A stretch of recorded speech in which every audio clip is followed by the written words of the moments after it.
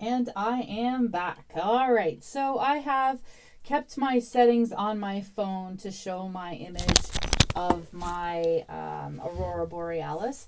Now my canvas right here is just your regular student grade, inexpensive, basic canvas. Now it hasn't been prepped with gesso.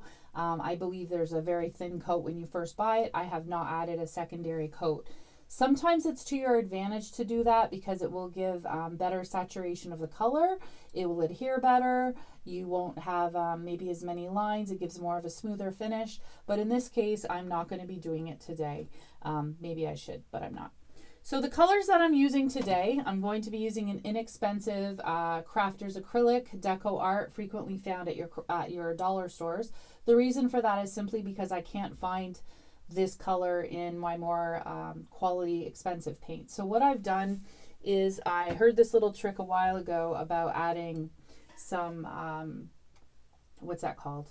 Cornstarch. So I'm adding a little bit of cornstarch in there. I'm going to get myself a little what are they called? Wooden craft sticks. I'm going to mix that. Oh, ironically, it's the same color. It's the same color as the paint, almost the same color. It was just that way. I got a bunch of craft sticks from a neighbor, a local neighbor gave me. Well, I guess it would be a local neighbor, wouldn't it? I just reuse these old takeout trays. A lot of times people are getting rid of them, or if you have them, you rinse them out and you reuse them. I also added some green, which is just a studio acrylic paint in Viridian. I've also used a, where is this from? Montmartre Studio in Deep Cyan Blue. And I will also be using a Artist Lofts Violet. As you can tell, I love this color and these paints.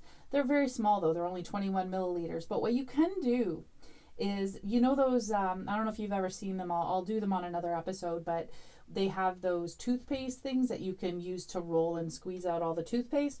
You could do the same with these tubes of paint and get everything out of there. If you don't have that, of course, cutting it and getting all the color out is always a good option as well.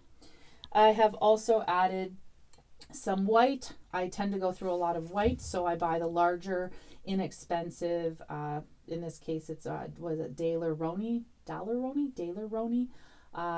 Simply Acrylic White. And I just bought that at a local big box store. So that was a color I used. And then on the other one, I put a little bit of black. I know some people don't like to use black. They say black isn't a color we should use, but I'm using it. So what I do to start out in this case, I am going to start out with a darker purple in the top. I'm going to be doing it all around here. Now, realistically, I probably should be starting with my lighter colors first. What I'm going to do, because I don't exactly have the blue that I want, I'm going to take some of the blue. I'm going to add it in with the white. So I'm going to bring it into the side here. Now, because my phone is here, I'm going to move it over. Going to move it over so it's not in the way. All right, so I'm going to just basically freely go around here. So you can see here, it's really sucking up the paint, right? Because of the texture of the board. Woo! That was a painting that I had done the other day that's not done. There you go for a blooper, guys. Experimental artist at it again. All right, so here we go. So that wasn't supposed to happen. Make sure your woo! Well, that was fun. Your easel is what's the word? Sturdy. That's the word. Make sure it's sturdy. I'm also going to add some white in with my green as well. Keep the white nearby because you're going to use it a lot. And I'm just going to go over here with the green. Now I'm noticing that the green that I'm using is a little bit more tealy than what they're having, than what is actually being used in the actual painting. So I'm going to just go in a little bit to give a little bit of a base. And I'm going to reach over and get this green over here. This is just a general, it's from one of those paint party things I had gotten in a kit. Actually, it's not even open. Look at that. And this is more of like a kind of like a hunter green, maybe not quite as dark. It doesn't have the name on this, unfortunately. It just says green, which doesn't really say much, right? Green, green. Come on. Just trying to get this open. There we go. Got a little bit. Oops. Can hear it squeezing, making a mess. So I don't know if you've heard the expression before that if you go to a salon, you don't want to get the hairdresser with the best hair because they're kind of more worried about how they look than how their clients look. You want the hairdresser with the messy hair. I don't know if you've ever heard that or not. But I remember years ago my mom said that, you know, you're going to get a good hairdresser, get one that looks like she could use work, because she's usually the one that takes the most time with her clients and she's not worried about her own appearance. Kind of sounds funny, but I'm not sure that's true. But in the case of artists, you can't really trust an artist with a clean studio. That's my advice. If you have an artist with a clean studio, then they're not one of those artists that are free to take chances. They're not ready to take chances. I'm going to have to get some yellow in here soon. All right, so I'm going to get the base color. So I've had a lot of fun with these particular projects. Okay, this is another one of my favorite paints. This is the Artist Loft Metallic Lemon Yellow. I'm going to give it a little squirrely swirl here because I notice there's a little bit of yellow in the sky.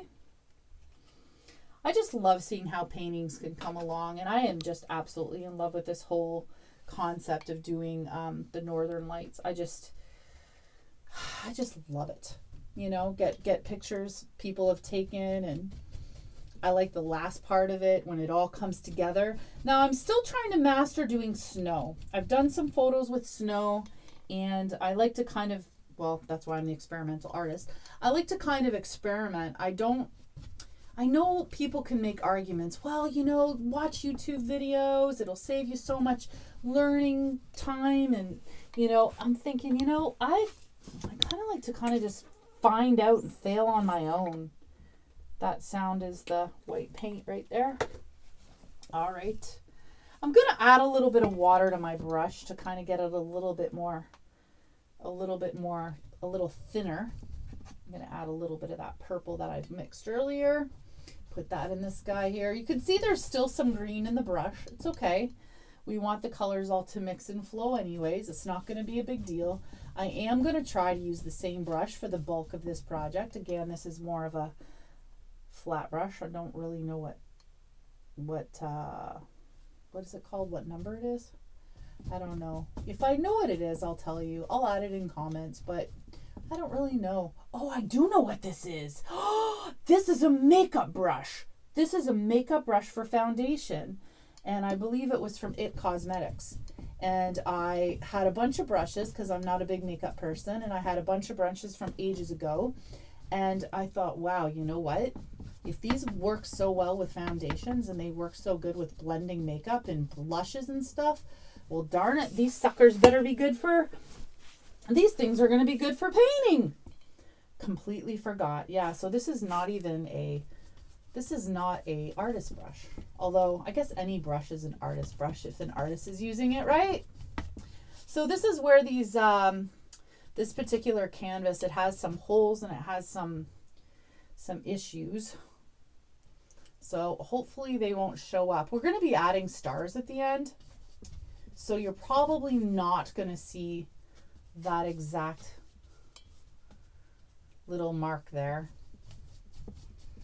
Now I have to say, and this is like with everything, when I've done pieces and I take photographs, very seldom do they look as good in person as they look, the opposite. Very seldom do they look as good in photos or on the internet as they do in person. They tend to look way, way, way, way, way better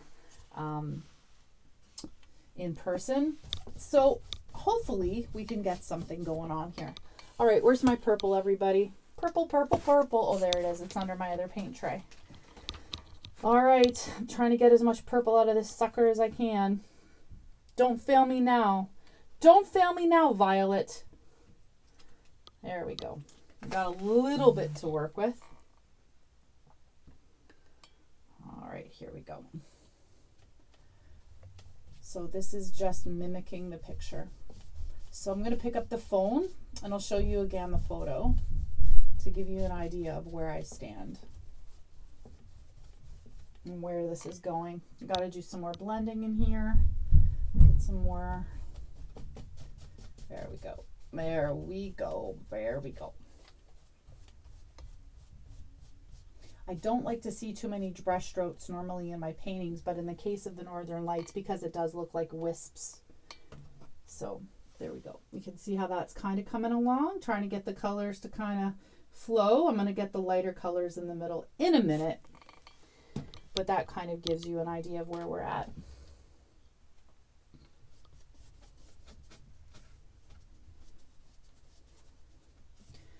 I would have liked to have included some sort of music in the background, but with all the copyright laws, you don't want to get in trouble with the copywriters of the song, the artists. You don't want them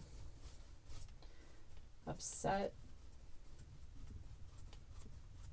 We could have played the Canadian band, the Northern Pikes, because we're painting Northern Lights. That's a really bad joke. I'm sure most people watching this don't even know who the Northern Pikes are, but they are a Canadian band from the 80s. Pretty good one, actually. I'm not sure what happened to them, but they definitely had a place in my upbringing that I enjoyed thoroughly.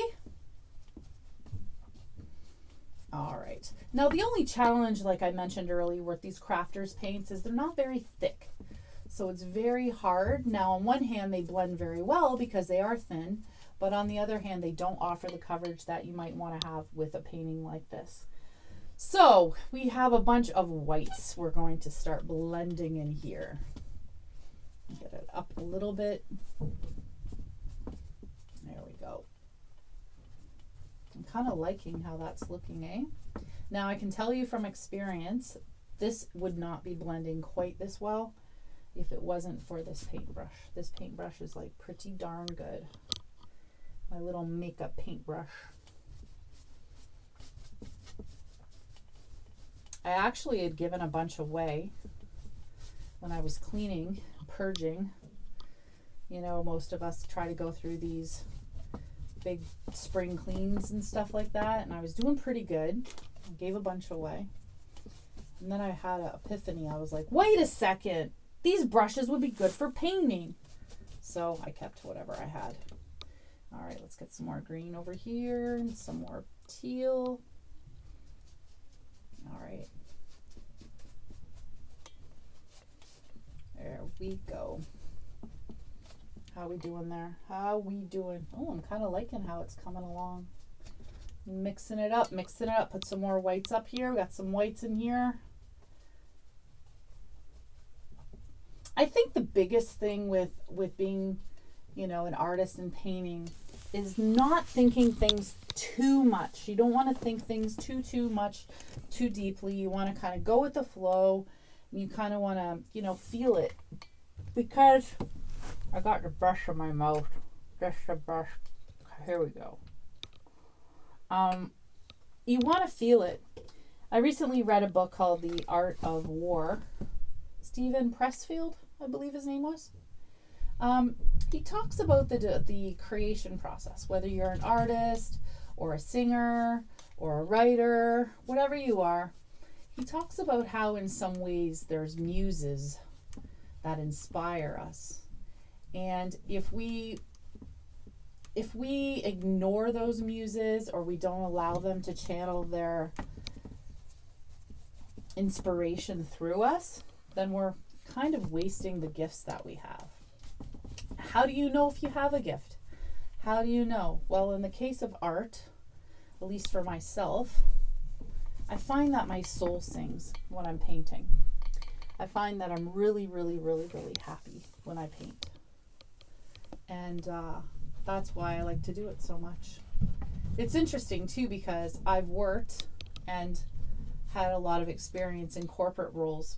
And my friend, one of my best friends, commented on how she notices that when I talk about painting, I tend to light up a lot more and I tend to be really excited about what I'm doing. When I talk about work, I'm not quite as excited. I mean, I have my moments, don't get me wrong, but you know, real jobs, not saying artists don't have real jobs. I guess the word is traditional jobs. They don't always fuel the side of you that really makes you happy. But especially people just getting into fields, they don't always succeed, and it takes a while to kind of build things up. So how's that looking? I think we can highlight it more later, which we will, especially in this area here. But before we do that, I want to get into the trees. So I'm going to clean my brush on the side over here, and I am going to grab a, not sure I like this one. This is a new paintbrush, just from an artist series. I'm not even sure where I got it. I tend to accumulate brushes from various places.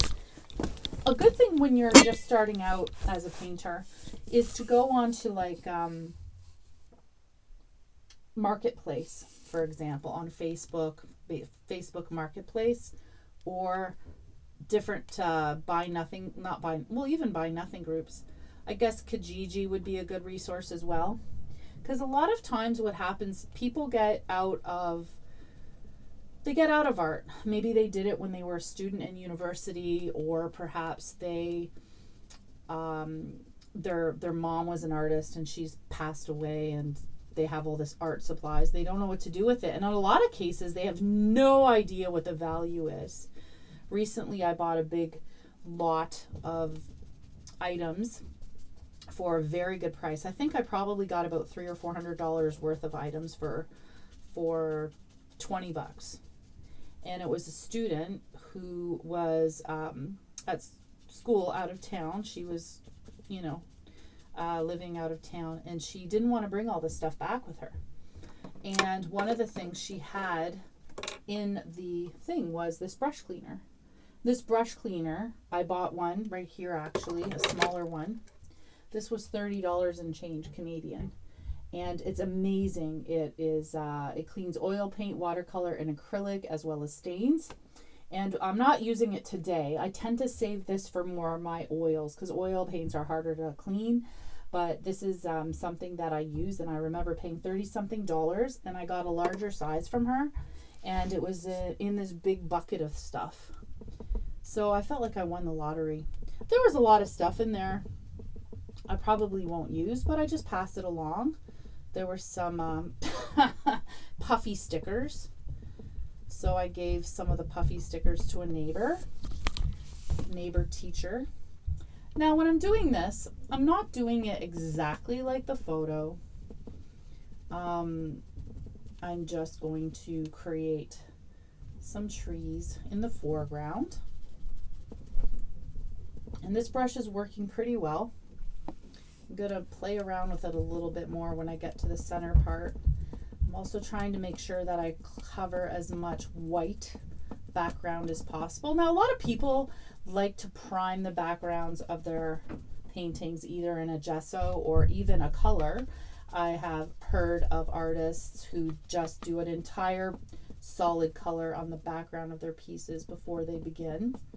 In the case of this piece, if I was going to, I probably would have went with a nice navy blue or some sort of a blue. But for time's sake, and I don't even know in this case if it would have really been necessary, I am going to. All right, here we go. Thanks for joining me so far. Thanks for sticking around if you've made it this far in the journey. I hope to do some lives, but I think my videos, I don't even know if my channel is yet verified. Quite frankly, I haven't looked into it. I haven't published any yet. I'm just amidst recording. Uh-oh, we had a little bristle come off. Bristle alert, bristle alert. Uh-oh, uh-oh. That's not good. So what I'm going to do in this case is I'm going to grab a little pin. A little straight pin. You probably can't see it from where you're at. Got it. It was a rogue bristle. Okay, here we go.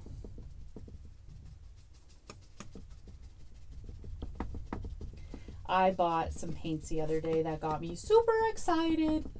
They are, I believe they're Artist Loft. We're going to have to check it out in a minute because I'm probably going to use them with this painting. And they are iridescent paints. And they are really nice. I only opened the one color the other day because I was touching up a floral painting that I had made. And I just opened it to see it. I think it was like a peach color. Oh boy, let me tell you, it was very nice. Okay, now we're going to go a little bit higher here. I'm going to be using a lot more paint in black than I had anticipated. But that's okay. No worries. I'm kind of moving it a little bit here. Pardon me. Get it a little bit stable. I like how the background colors have mixed, but you can see now how it's drying in spots. It's not really looking so hot, but we're going to fix that because we have paints that we can use to fix that situation.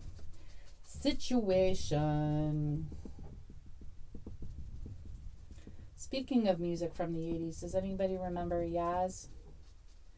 Alison Moyet? Do I dress for every situation? Does anybody know that song? Okay, that is not my attempt. I am not a singer. Oh man, maybe I'll start a new YouTube channel called The Experimental Singer. Could you imagine? No, don't worry, I won't do that to you.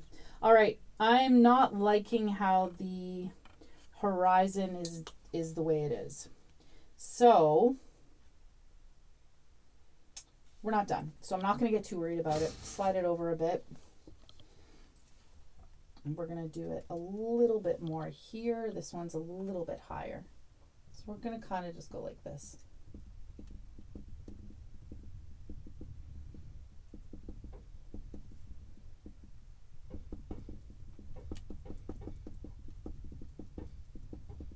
All right, here we go. Here we go. Now, in the actual photo, you can see the definition of the branches a little bit more than what I'm doing here. But we're not done, so there's not, we're not signing off on this as finished and over.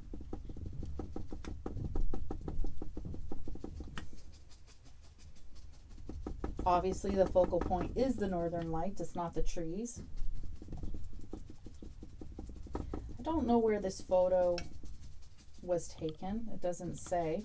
I literally, for inspiration, I'll either look at pictures of my own travels, which, like I said, I haven't been to the Northern Lights, but I will look at pictures of my own travels, or in some cases, I'll just go on images.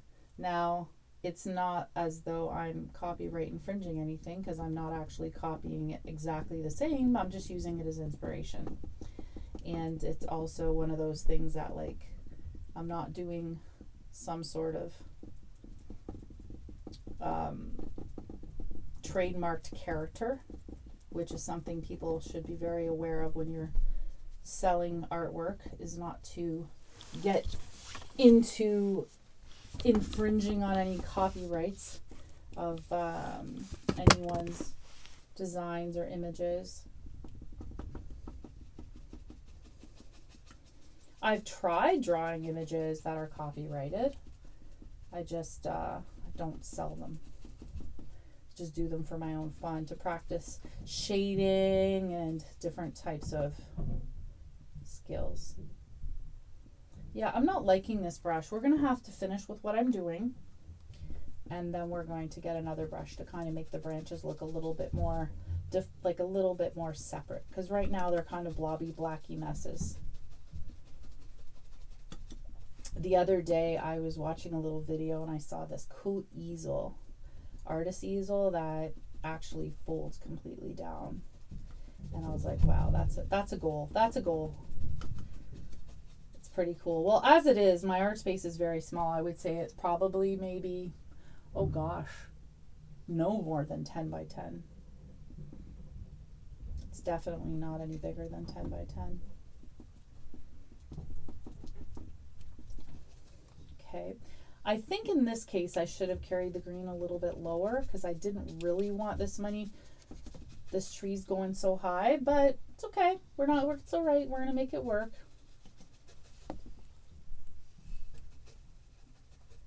So if you're noticing on the left of my painting, I have the top row is all my acrylics, middle is my oils, and I have some micas, I have some flow paints, I have some watercolors as well. I also have a big assortment of watercolor crayons, watercolor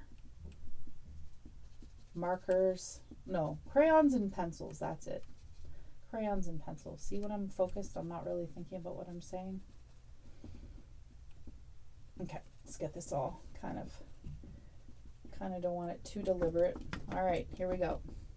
Let's get this going. Okay, I'm going to clean this brush now. We're going to make this work a little bit more. I got to work a little bit on the blending, and I'm going to show you the final part of it. But as promised, I want to incorporate some of those gorgeous iridescent paints that I recently purchased. So I'm going to use this flat brush. It's kind of an angled flat brush right there. I don't know what this is called. Oh, there it is. It's just a Craft Smart brush. Your 1/8 inch slanted brush. So I'm just going to doesn't look like it was cleaned well enough.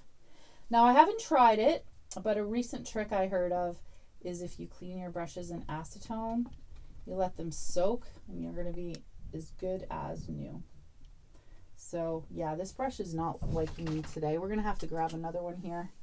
This one is just a generic brush, but it has a similar edge. It's a little bit wider, but it has a similar edge, slanted edge.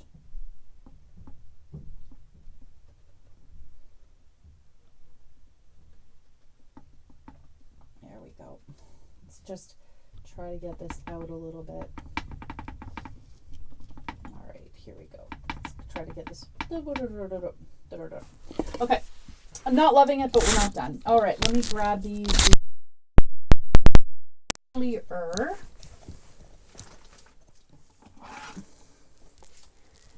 So here they are. They are actually, I was wrong. They are Arteza. These are the Arteza paints. This is the one I opened. It is called Pearl Papaya and Orange. It is 120 milliliters. And I bought a box of 8 of them. And I believe that they were approximately $36 Canadian. I believe that's what they were, $36 Canadian.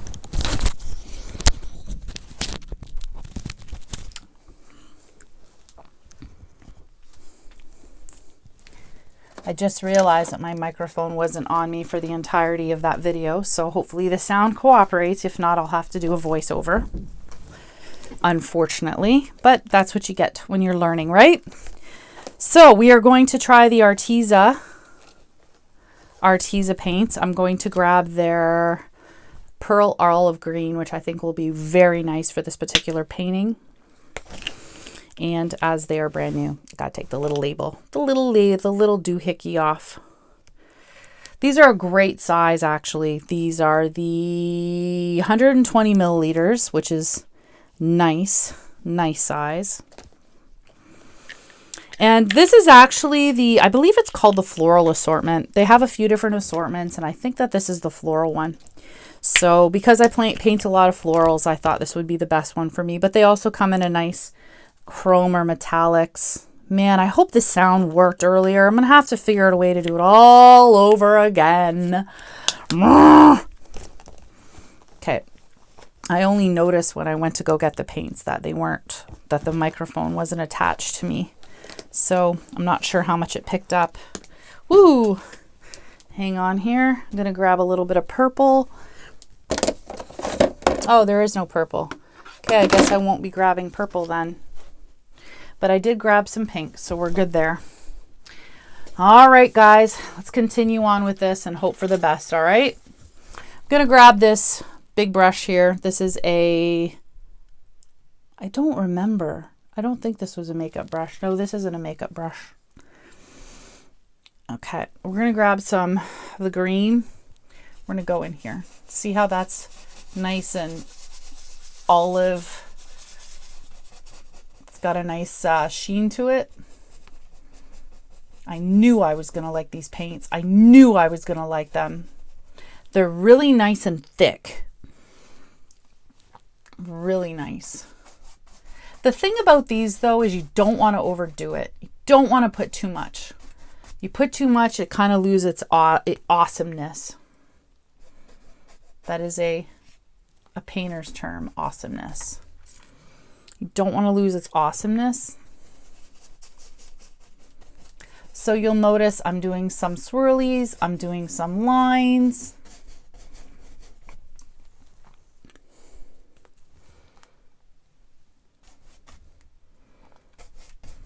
All right.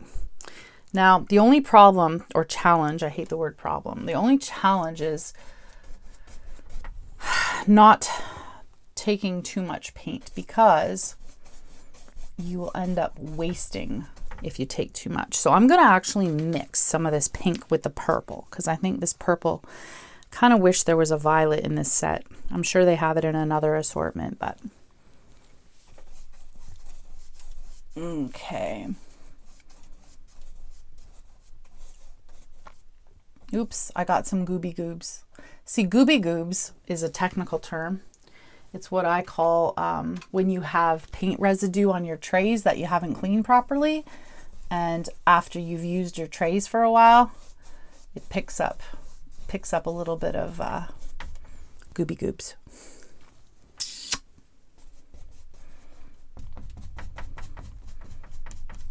Okay, I'm liking how this is blending. Can you believe I didn't have my microphone on for most of this video? What the heck? So in addition to the purple, I wish that there was blue in this set. So there isn't. So what we're going to do is we're just going to mix some of the green with some of the blue to get some of that shimmer. And it worked. Worked really nice, actually. One thing you want to be aware of is that you want to cover as much of the canvas as possible.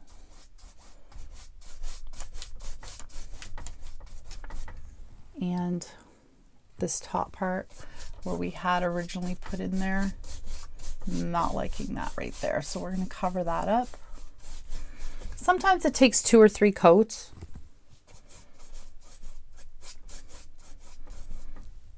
All right. And in the photo, this is a little bit darker up here, but there we go. We'll darken it up a slight. Not liking how that's mixing now right here, so we're going to put it back.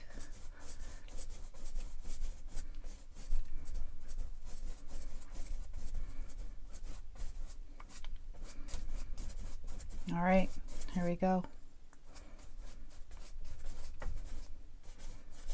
How are we doing? You know what?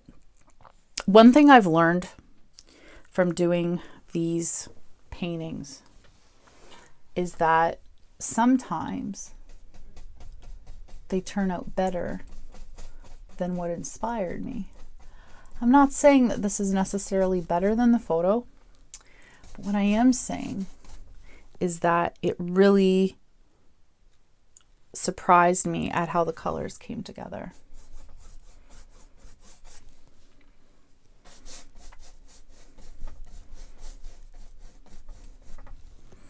And if you believe in the process and you let your muse inspire you, sometimes you'll impress yourself with what it is you're capable of. As long as you remember when you're doing a video to plug in your microphone. It's kind of video recording 101. I had it, I just didn't have it clipped to me. Oh, brother. Put this a little bit here, a little bit more white. It's a tiny bit over here. So we're going to add a little bit of blue to that. Let's get some blue in there. There we go. We don't want it too white in that corner. There we go.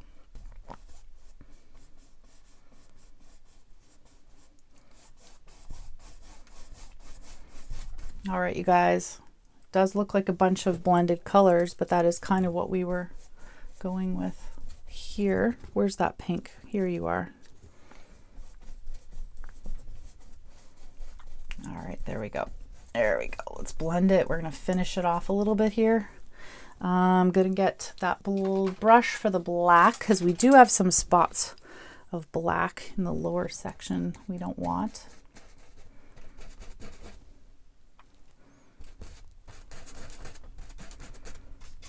All right, so how are we liking it? Not bad? Not bad, eh? Okay, so now what we're going to do, this is my favorite part. So what I do is I grab, oops, yeah, that didn't sound good. I'm going to show you what we do now. 1 second. I'm going to get my white. Okay, where's our white paint? Here's our white paint. So what I do is I use one of these little lids. They often have them with takeout containers for sauces and things like that. I think this one I bought though. I'm pretty sure I purchased this one.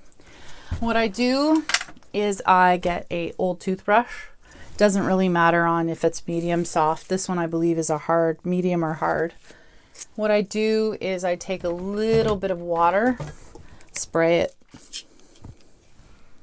There we go. There we go. So you get your brush a consistency like this. See? Okay. You might even hear my dog barking in the background. Okay, this is what's fun. So now we're going to make our stars, okay? This is where it gets a little bit messy, so make sure there's nothing behind this that you like.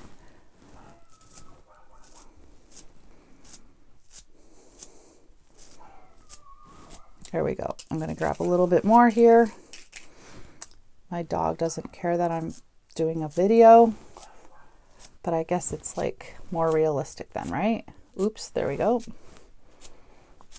Okay, I want a little bit more on this side. So these are the stars. Now in the case of the one on the right, didn't really want one on the right. So I'm going to cover it with my brush because I didn't want any there. Time for tea.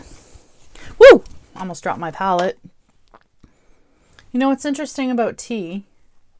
It's the acronym for the experimental artist. Did you realize that? Probably not. Probably not. Okay, here we're going to just kind of go out a little bit. So now I'm just taking a little fine brush. This is one of my 00 brushes, my fine brushes. Now, one thing I found is that having brushes, obviously you want a big assortment of different brushes, but you want ones that are fine tip as well for details. I'm not as good at details as I want to be, but perhaps in my creative journey, as you join me, you can see how things improve. So this little painting here, what did that take us here? I'm not sure how long it is. Now there are some little whites on this side, but once it's all glazed over, it's going to look really, really nice. So there we go. Thank you for joining me. I hope you enjoyed it, and I hope the sound was okay, because if not, I'll have to redo it. So here we go. That is the Northern Lights. Not exactly like this one, but not too bad. Thanks again for joining the Experimental Artist, and we'll see you on the next episode. Bye!